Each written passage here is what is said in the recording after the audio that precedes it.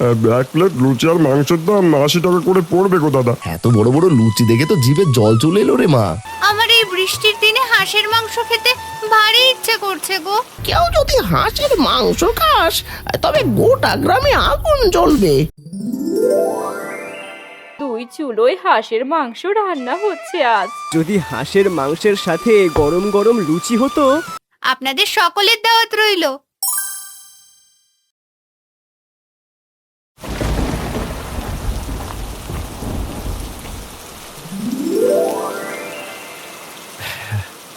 আরে যেভাবে বৃষ্টি শুরু হয়েছে এর মধ্যে হোটেলটায় দিব্যি দেখি গরম লুচির সাথে হাঁসের মাংস বিক্রি করছে। হ্যাঁ, কি ঘ্রাণ যে বেরিয়েছে না। এই যে দাদা, একদম কড়া ঝোল আর কষি হাঁসের মাংস খাবেন নাকি? এক প্লেট গরম গরম দেবো? প্রতি প্লেট কত টাকা করে নিচ্ছ গো? দেখি পকেটে কত টাকা আছে। এক প্লেট লুচি আর মাংসের দাম 80 টাকা করে পড়বে গো দাদা। ওরে বাপরে, 80 টাকা! থাকবো ভাই, খেয়ে আর কাজ নেই। যা কটা টাকা আছে লুচি আর হাঁসের মাংস খেতে গেলে সব চলে যাবে। হাসালে গো দাদা, এই বৃষ্টির দিনে এমন গরম লুচি আর হাঁসের মাংসের জন্য একটু পর লাইন লেগে যাবে। যাই হোক, কিনে খেতে না পারো বাড়িতে রেঁধে খেও। আসি গো, শখ থাকলেও যে সাধ্য নেই। ভাগ্যিস তিন্নিমাটা বড় হয়ে গেছে, নয়তো এটার জন্য বায়না ধরতো।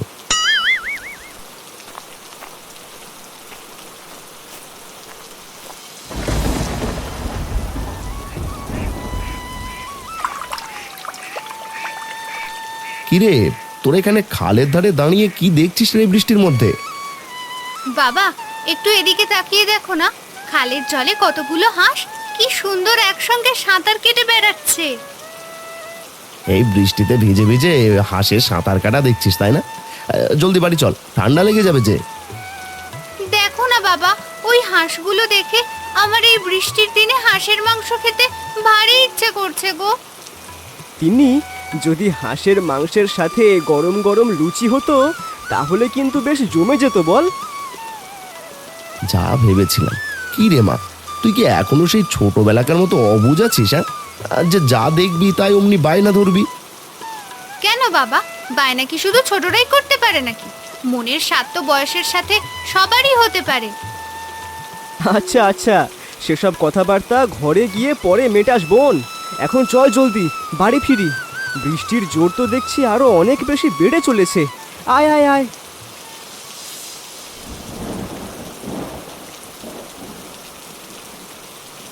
বাইরে যেভাবে আকাশ ভেঙে বৃষ্টি নেমেছে তাতে মনে হচ্ছে আজ রাতে আর ঘর থেকে এক পাও নড়তে পারবো না আমরা। ও মা, শুধু চায়ের কাপে কি আর পেট ভরে নাকি? আমার আজ রাতে হাঁসের মাংস আর করকরে গরম লুচি খেতে ইচ্ছে করছে। দেখো মেয়ের কথা, সেই দুপুরে হাঁসের মাংস আর লুচির কথা বলেছে, তা অবশ্য ভালোই হয়। এমন ঠান্ডা আবহাওয়ায় ঘরে বসে গরম হাঁসের মাংস আর করকরে গরম লুচির মজাই আলাদা। শেষ পর্যন্ত তুমিও ওদের কথায় সায় দিচ্ছ। পকেটে টাকা কড়ি না থাকলে কি হবে, ইচ্ছাটা ঠিকই থাকে। মা, তুমি এত চিন্তা কেন করছো বলো তো? আমি এখনই খামার থেকে একটা তাজা হাঁস কিনে নিয়ে আসছি। আমার কাছে জমানো পয়সা আছে। একা একা যাবি কেন বাবা? চল, আমিও তোর সাথে খামারের দিকে যাচ্ছি, একসাথে হাঁসটা পছন্দ করে আনবো। সাবধানে যেও তোমরা দুজনে মিলে। রাস্তায় যেভাবে জল জমে পিচ্ছিল হয়ে আছে, দেখে পা ফেলো কিন্তু। যাক, শেষে তবে লুচি দিয়ে হাঁসের মাংস খাওয়া হচ্ছে আমাদের। কাকা, খামার থেকে একটা ভালো দেখে হাঁস দিন তো দেখি। দাম কত রাখবেন? আরে হারামজি, সাথে দেখছি ছেলেও আছে। এই না বাবু, একদম দেশি হাঁস, দাম 250 টাকা করে রাখবো তোমার জন্য। আরে পচা, ভালো করে দেখেছিস? এই গরিব হারান তার ছেলেকে নিয়ে খামার থেকে হাঁস কিনতে এসেছে রে। এই ঠিক বলেছ গো হারুদা, যাদের পেটে ভাত জোটে না তারা আবার হাঁস কিনে হাঁসের মাংস রান্না করবে।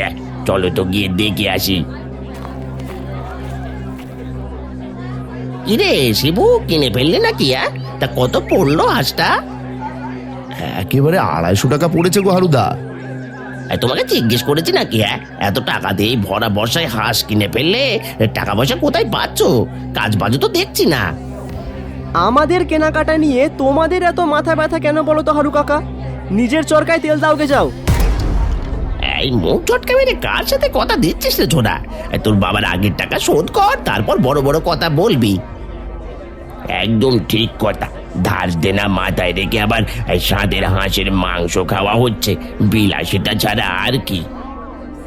ধার যা আছে তা যথাসময় শোধ করে দেব, তাই বলে কি আমরা একটু ভালো মন্দ খেতেও পারবো না নাকি? অত বুঝি না বাপু, মোড়ল মশাইয়ের কাছে চলো, দেখি টাকার মুখ না দেখি তোমাকে হাঁসের মাংস কি খেতে দেয়। কি ব্যাপার হারু, এই ভর সন্ধ্যাবেলায় তোরা কিসের জন্য? কি হলো আবার? মোড়ল মশাই বিচার করুন, আমি হারানের কাছে টাকা পাই, সেটা পরিশোধ না করেই বেটা আজ দেখি হাঁস কিনে নিয়ে যাচ্ছে। এটা কি ঠিক হলো? হ্যাঁ মোড়ল মশাই, গরিব মানুষের পেটে ভাত নেই আর এরা বিলাসী খানা খাচ্ছে, আমাদেরও তো শখ আছে তাই না? মোড়ল মশাই, আমি তো কারো টাকা মেরে খাচ্ছি না, সামান্য কিছু দেনা আছে, সেটা তো আমি শোধ করেই দেব। চুপ কর হারু, মানুষের পেটের খানা নিয়ে তোদের এত মাথা ব্যথা কেন? খামোকা ঝামেলা করিস না তো, যা এখন এখান থেকে।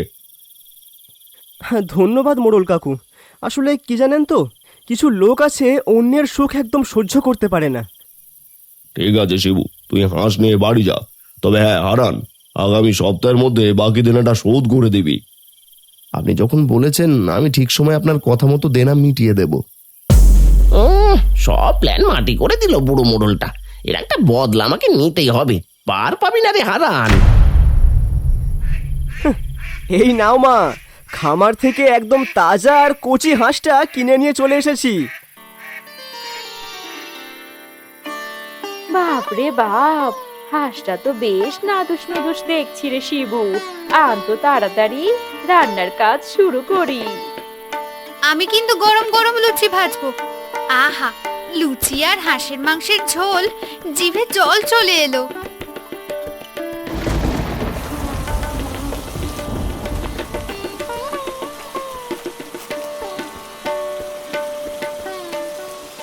ও বৌদি, আমরাও তো খবর পেয়ে সোজা ছুটে চলে এসেছি।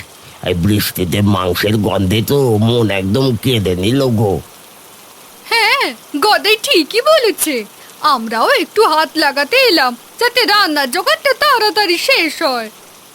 মা তো রান্না শুরুই করে দিয়েছে, আর তিন্নিকে দেখুন না, কত সুন্দর করে লুচি ভাজছে ওইদিকে।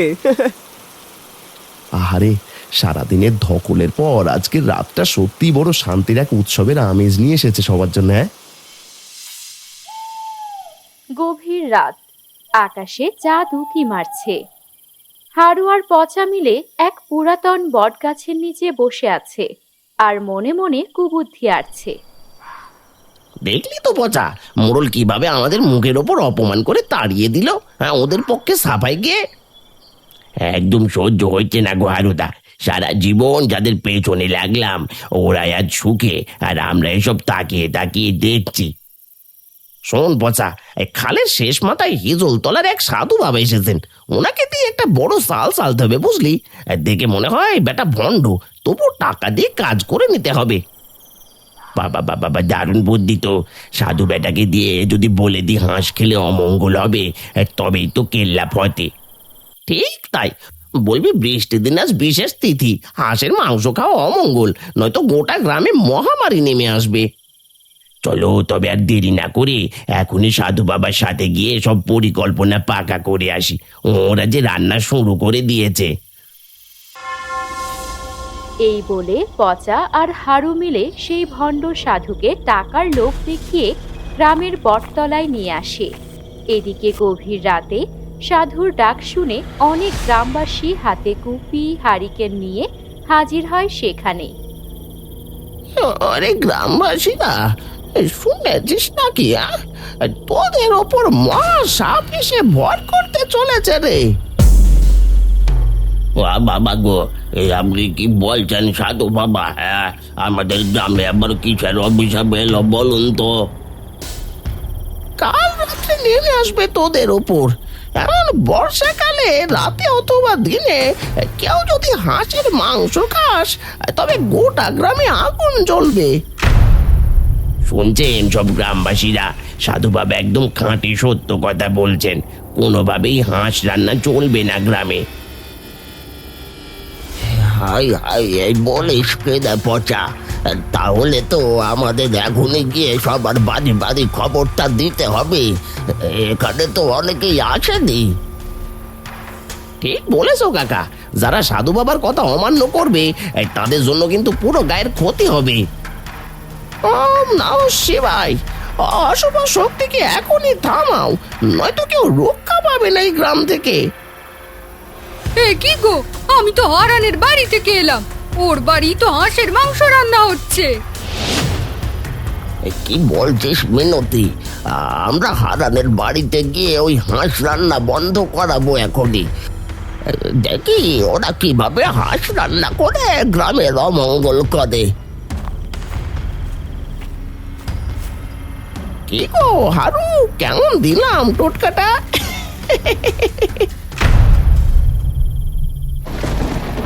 এই তো হাঁসের মাংস রান্না প্রায় শেষের দিকে। তিন্নি, লুচিগুলো বেড়ে ফেল। এদিকে আবার মিনতি দিদি যে কোথায় গেল? এই হারান্দা, দরজা খোলো বলছি, ঘরে হাঁসের মাংস রান্না হচ্ছে তাই না? খাওয়াচ্ছি, আপনারা চুপ কেন? গ্রামকে বাঁচাতে চান না?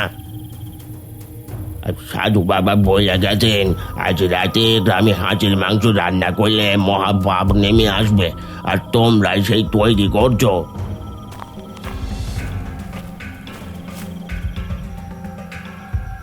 কি সব আজে বাজে কথা বলছেন আপনারা এত রাতে? ওই ভণ্ড সাধুর ভয় দেখিয়ে আমাদের রান্নার ভোজন ভেস্তে দিতে এসেছো তোমরা? আপনারা কি একটুও বুদ্ধি খরচ করবেন না? ওই হারু আর পচার শিখিয়ে দেওয়া কথায় কান দিয়ে আমাদের আনন্দ মাটি করতে এসেছেন। মুখে মুখে বড় কথা মানায় না রে শিবু। সাধুর অভিশাপ থেকে বাঁচতে চাইলে হাঁসের মাংসের কড়াই এক্ষুনি বাইরে ফেলে দে। ও হ্যাঁ শিবু, সাধু বাবার কথা কি দাহা মিথ্যে ভেবেছিস নাকি? গ্রামের অমঙ্গল হলে তোদের কাউকে রেহাই দেওয়া হবে না। জ্যাঠামশাই, কষ্ট অর্জিত টাকায় কেনা খাবার এভাবে ফেলে দেওয়া কি কোনো পাপ নয় নাকি বলুন তো? গ্রামবাসীরা, আপনারা একটু শান্ত হয়ে ভাবুন। সাধু বাবাকে ভুল বুঝিয়ে এই হারু আর পচায় আমাদের ব্যবহার করছে। যত সব চালাকি রাখতো, সাধু বাবার দিব্যি অমান্য করে একে উল্টো পাল্টা কথা বলিস না। যা বলেছে তাই কর, নয়তো আমরাই ব্যবস্থা করব। এত কথা বলে লাভ কি? আমাদেরই সব করতে হবে। হারুর কথা শুনে সকলেই ঘর থেকে হাঁসের মাংসের কড়াই আর লুচিগুলো তাদের চোখের সামনে ছুঁড়ে ফেলে দেয়। সকলেই কান্না ভরা চোখ নিয়ে সেই পড়ে যাওয়া খাবারের দিকে তাকিয়ে থাকে। বাবা, দেখেছো আমাদের গরিবদের সামান্য স্বাদ আহ্লাদ ওদের সহ্য হয় না। কত স্বাদ করে লুচি আর হাঁসের মাংস রান্না করেছিলাম, আর খেতেই পারলাম না। হ্যাঁ, এমন করুণ দৃশ্য আগে কখনো দেখেছো মালতী? দেখে যাও, টাকার হিংসে মানুষকে কোন পর্যায়ে নিয়ে যায়। কেঁদে আর কি করবি? গরিবের ভাগ্যটাই যে এমন রে মা। দাদা, আর কেঁদো না, কপালে যা ছিল হয়েছে, আমি বাড়ি যাই। বেটা ভণ্ড সাধু, তোর ভণ্ডামি আমি ঠিক বের করব। কাঁদিস না বোন, আমরা আবার হাঁসের মাংস আর লুচি খাবো, দেখিস।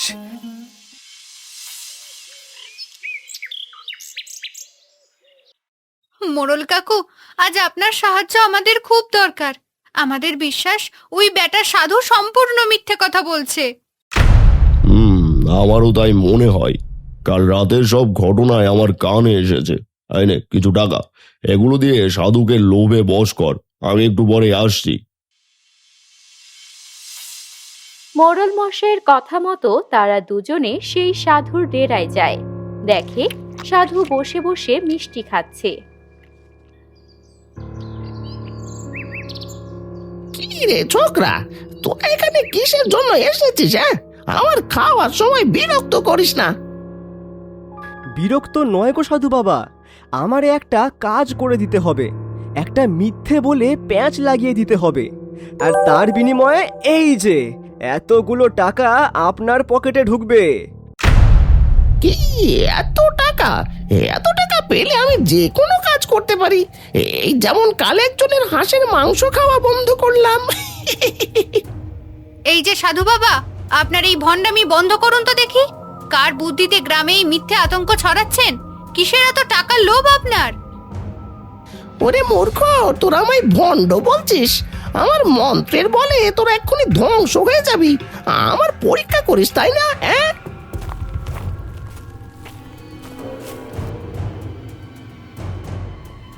এই যে বেটা সাধু, আমি বলছি তোর জাদু মন্ত্র ধ্বংস কর, দেখি দেখি তোর মন্ত্রের শক্তি কতটুকু।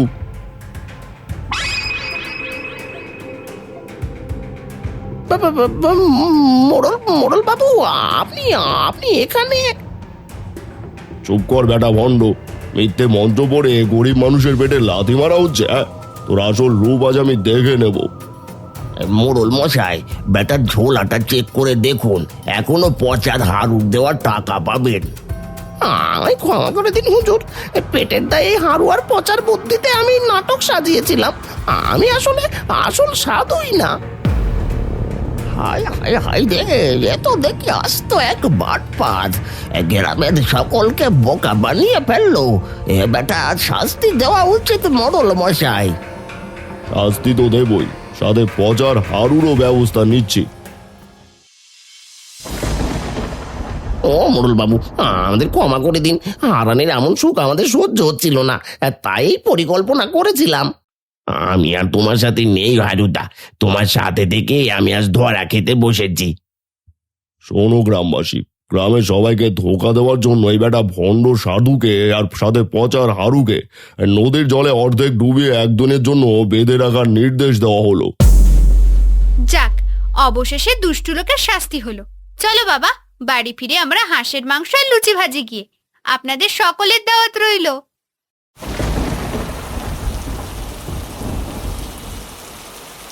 মারে, সকলকে যে নিমন্ত্রণ করে এলি, হাসি বা কোথায় পাবো, আর লুচি ভাজার আটাই বা কোথায় পাবো? এত চিন্তা করো না তোমা, দেখবে আমরা আবার হাঁসের মাংস খেতে পারবো। আমার কাছে 5 পয়সা আছে গো মা। 5 পয়সা? এ দিয়ে কি আর হাঁস আসবে নাকি? সরল মনে তো সব বলছিস, কিন্তু কিভাবে ব্যবস্থা করবি? শিবুর কাছেও যে তেমন পয়সা কড়ি নেই।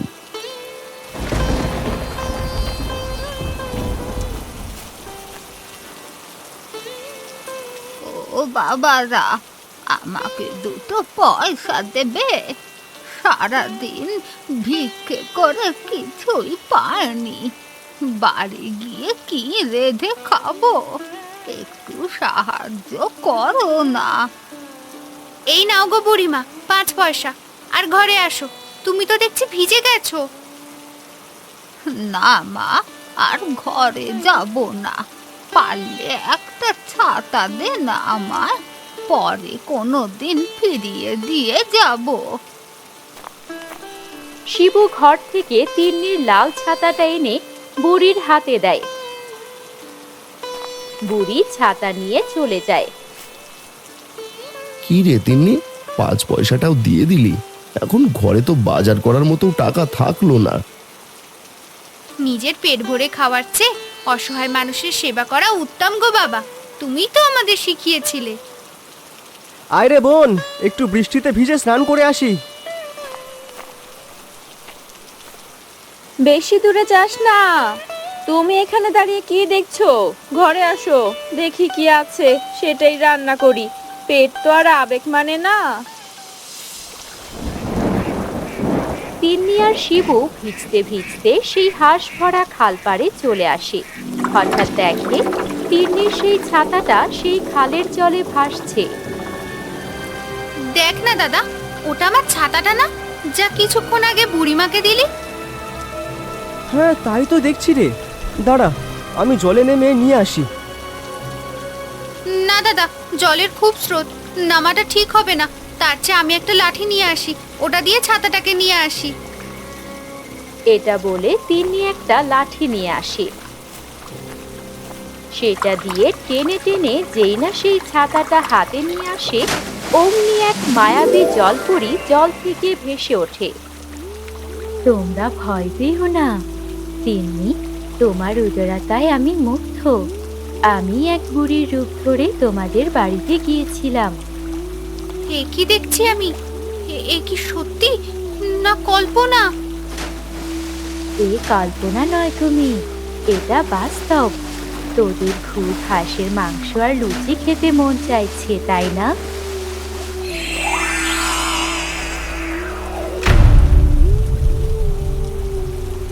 এই নাও, এটা একটা জাদুর ব্যাংক।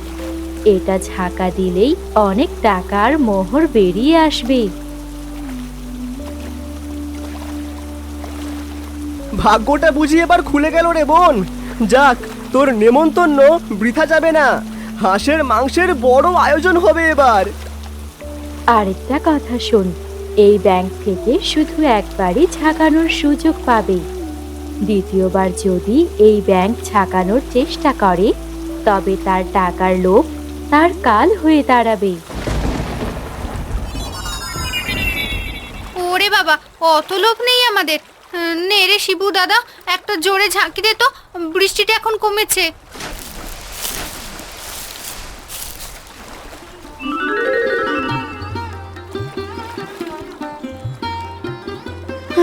এ কি দেখছি রে তিন্নি, এত টাকা! থাক থাক, আর ঝাঁকানো ঠিক হবে না। এত লোভ করলে আবার হিতে বিপরীত হতে পারে। ঠিক বলেছিস, এগুলো নিয়ে চল। আর ব্যাংকটা নেওয়া ঠিক হবে না, টাকার লোভ বড় লোভ। যাবার সময় এটা নদীতে ফেলে দিয়ে যাব। তিন্নি আর শিবু টাকাগুলো একটা পুটলিতে বেঁধে নদীর দিকে যেতে শুরু করে।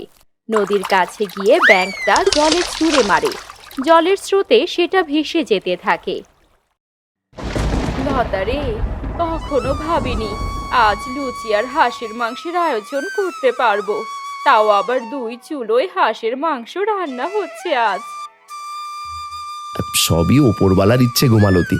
মা তিন্নি, দেখি তোর লুচি ভাজাগুলো কেমন হচ্ছে। বাপরে বাপ, এত বড় বড় লুচি দেখে তো জিভে জল চলে এলো রে মা। বাবা, তুমি একটু বাইরে গিয়ে সকলকে বসতে দাও। আমি আর শিবু দাদা লুচি আর হাঁসের মাংস নিয়ে যাচ্ছি।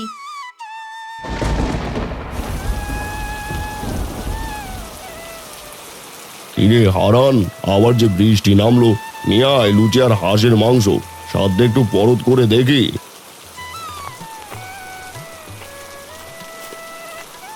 এই নিন মোড়ল কাকু, খেয়ে দেখুন বৃষ্টির দিনে লুচি আর হাঁসের মাংস খেতে কেমন হয়।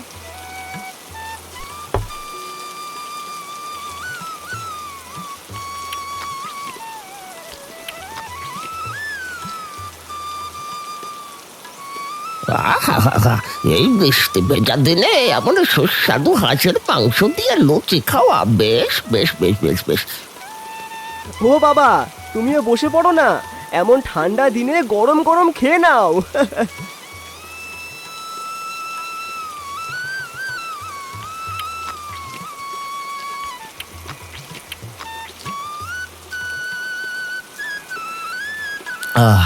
সত্যি রে তিন্নি, লুচিগুলো বেশ মুচমুচে হয়েছে। আর মালতীর হাতের হাঁসের মাংসের জবাব নেই। হয়েছে, খাও তো পেট ভরে। লুচি আর হাঁসের মাংস কারো লাগলে বলবেন। কি গো, তোমরা বসে রইলে কেন? খাওয়া শুরু করো। লুচিগুলো কিন্তু আমার মতো মুচমুচে করে বানাতে হবে।